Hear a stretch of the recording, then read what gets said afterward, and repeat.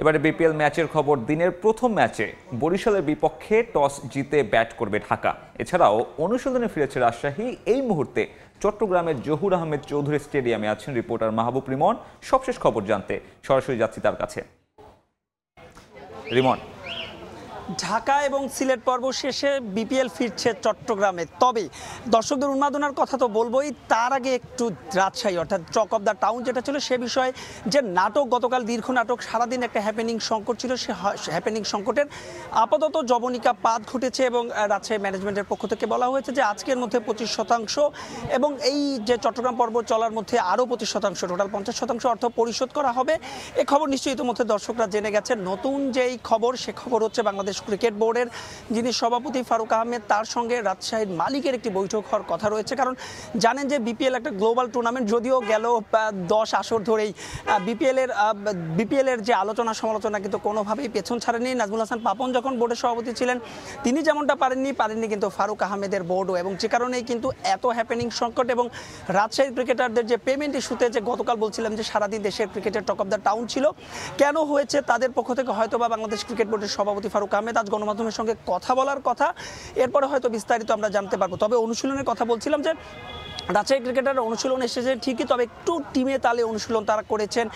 Batting কিংবা বোলিংও আমরা দেখেছি যে খুব একটা তেমন স্বাচ্ছন্দ্য বোধ আমরা তাদেরকে দেখিনি। আগামীকাল তাদের মহা গুরুত্বপূর্ণ ম্যাচ, জানেন যে মাত্র 2টো ম্যাচ তারা জিতেছে। 6 ম্যাচের মধ্যে পয়েন্ট টেবিলের 7 দলের মধ্যে 6 নম্বরে রয়েছে। আগামীকালকে যে সিলেটের বিপক্ষে ম্যাচটা তাদের জিততেই হবে যদি টুর্নামেন্টে টিকে থাকতে হয়, অর্থাৎ এলিমিনেটর কিংবা কোয়ালিফায়ার রাউন্ডে যদি জায়গা করে নিতে হয়। সেসব এখন এই ম্যাচের যে পারিপার্শ্বিক অবস্থা, ম্যাচের বাইরের পেমেন্ট ইস্যুতে সেই পারিপার্শ্বিক অবস্থা পাশ কাটিয়ে কতটুকু আসলে মাঠের পারফরমেন্স করতে পারে। কারণ ক্রিকেট তো শুধুমাত্র 22 গজের খেলা নয়, ক্রিকেট তো আসলে অনেকটা মানসিকতারও খেলা। তো সব কিছু মিলিয়ে আসলে সেটাই বড় চ্যালেঞ্জ রাজশাহী ক্রিকেটারদের কাছে। তাসকিন আহমেদের একটা ইনজুরি কনসার্ন রয়েছে, কালকে তিনি খেলতে পারবেন কিনা এটাও একটা বড় প্রশ্ন। এবার যদি আজকের ম্যাচের কথা বলি, দর্শকদের উন্মাদনা কিন্তু আছে। অর্থাৎ ঢাকাতে যেমন আমরা দেখেছিলাম যে টিকিট নিয়ে একটা অন্যরকম বাড়তি উন্মাদনা, বুথে আগুন দেওয়া, বুথ ভাঙচুরের মতো ঘটনা হয়েছে টিকিটের জন্য, যে ধারাবাহিকতা ছিল সিলেট ও চট্টগ্রামে কিন্তু কিছুটা ব্যতিক্রম। দর্শকদের উন্মাদনা যে একেবারে নেই বিষয়টা তেমন নয়, অর্থাৎ উন্মাদনা কিন্তু ঠিকই আছে, তবে ঢাকা কিংবা সিলেটের মতো ঠিক অতটা নয়। এর মধ্যে কিন্তু দর্শকরা অভিযোগ করছেন যে গ্যালারি যে টিকিট রয়েছে সেই টিকিটগুলো ইতোমধ্যে শেষ হয়ে গিয়েছে। তারা টাকা দিয়েও শুধুমাত্র বোধহয় এখন 500 টাকার টিকিট পাওয়া যাচ্ছে, তারা টাকা দিয়েও সেই টিকিটটা কিনতে পারছেন না। তারা এখানেও যথারীতি কালোবাজারি টিকিটের অভিযোগ করা হচ্ছে এবং তারা বলছেন যে খুব স্বল্প সংখ্যক টিকিট তাদেরকে দেওয়া হয়েছে।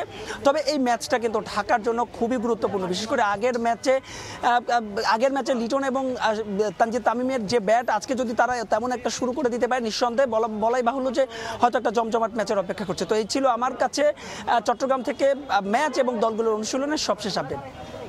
সহকর্মী মাহবুব রিমন জানাচ্ছিলেন বিপিএল এর সবশেষ খবরে।